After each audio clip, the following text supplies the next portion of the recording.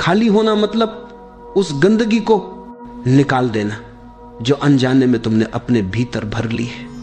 मन का गिलास भरा हुआ है पुराने अनुभवों से, दुखों से, दूसरों की कही बातों से, अपमान से, तुलना से और उन इच्छाओं से जो कभी पूरी नहीं हुई। यही सब गंदगी बनकर तुम्हारे भीतर पड़ी रहती है और जब तक ये गंदगी है तब तक शांति का एक बूंद भी भीतर नहीं ठहर सकती।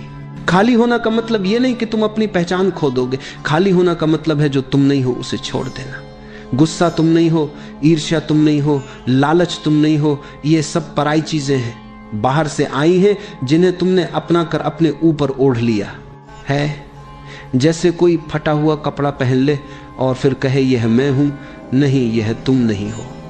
जब तुम यह पहचान लेते हो कि यह सब उधार के बोझ हैं तब छोड़ना आसान हो जाता है और जैसे ही तुम इन्हें छोड़ते हो भीतर एक हल्कापन उतरता है।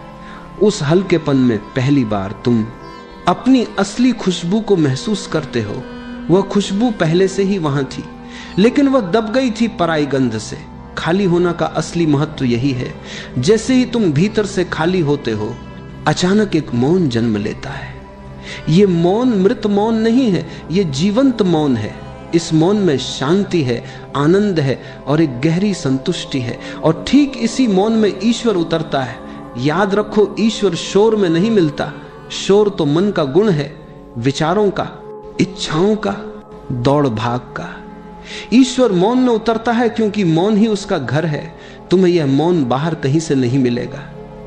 यह मौन तो तुम्हारे भीतर ही छिपा है, बस उसके ऊपर विचारों का शोर है। तुम्हें शोर हटाना है, विचारों की परतों को गिराना है ताकि वह मौन साफ दिखाई देने लगे।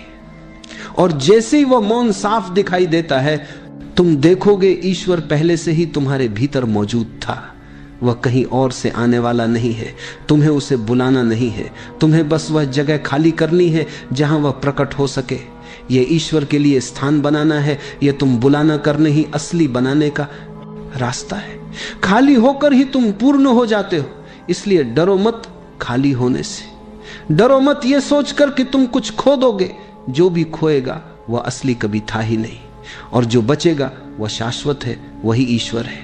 मान लो तुम्हारे घर में कबाड़ भरा है, पुराने टूटे बर्तन, बेकार पड़े कपड़े, टूटी कुर्सियां, इस्तेमाल ना होने वाली चीजें हर जगह जमा है। अब अगर तुम चाहो कि नया फर्नीचर लाकर घर में रखो तो क्या वह समा पाएगा?